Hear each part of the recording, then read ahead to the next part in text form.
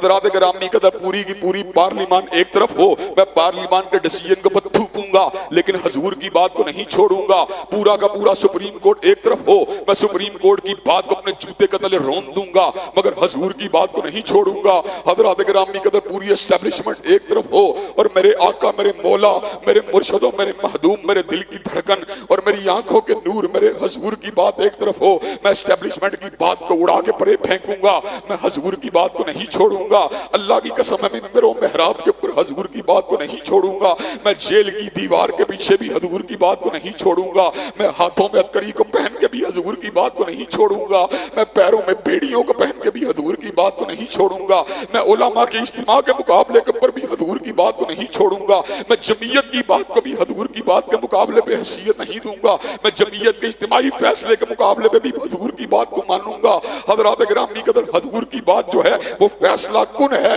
حضور کی بات اجتہاد نہیں ہے، حضور کی بات دلیل ہے، حضور کی بات رائے نہیں ہے، حضور کی بات آئین ہے، حضور کی بات جو ہے وہ ریکمنڈیشن نہیں ہے، حضور کی بات آئین و قانون ہے۔ ریکمنڈیشن کو چھوڑا جا سکتا ہے، سجیشن کو چھوڑا جا سکتا ہے، مشورے کو چھوڑا جا سکتا ہے، لیکن حضور کی بات کو نہیں چھوڑا جا سکتا۔ جو حضور کی بات کو چھوڑتا ہے وہ دائرہ ایمان سے نکل جاتا ہے، جو جان بوجھ کے چھوڑتا ہے وہ دائرہ ایمان سے خارج ہو جاتا ہے۔ میں اس کی بات کو کس طرح چھوڑوں جس کے ہاتھ سے مجھے جام کوثر کو پینے کی امید ہے؟ پتہ نہیں میں جنتی ہوں کہ جہنمی ہوں، مجھے کچھ پتہ نہیں ہے حضرات گرامی قدر، لیکن جس کے ہاتھ سے مجھے جام کوثر کو پینے کی امید ہے، مجھے پتہ نہیں ہے میں آگ کا ایندھن ہوں یا جنت میں چلے جانے کے قابل ہوں، لیکن میں اس کی بات کو کیوں کر چھوڑوں جس کی سفارش سے مجھے جنت میں جانے کی امید ہے؟ میں اتنا گھٹیا سودا کبھی نہیں کر سکتا۔ حضرات گرامی قدر، میں ملک کو چھوڑ سکتا ہوں، میں جمعیت کو خیر بات کہہ سکتا ہوں، میں منبر و محراب کو چھوڑ سکتا ہوں،